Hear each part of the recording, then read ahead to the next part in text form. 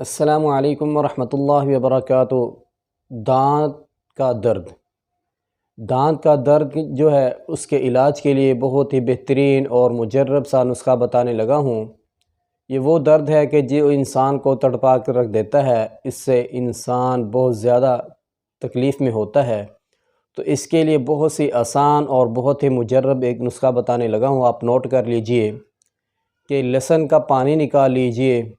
جب اس لہسن کا پانی نکل جائے تو اس تھوڑی سی روئی لیں، جسے ہم کپاس بھی بولتے ہیں، اور روئی کو بھگو کر اس لہسن کے پانی کے ساتھ آپ دانتوں میں وہ لگائیں۔ وہ لہسن کا جو پانی ہے اس کو لگانے کے بعد آپ منہ کو کھلا چھوڑ دیں۔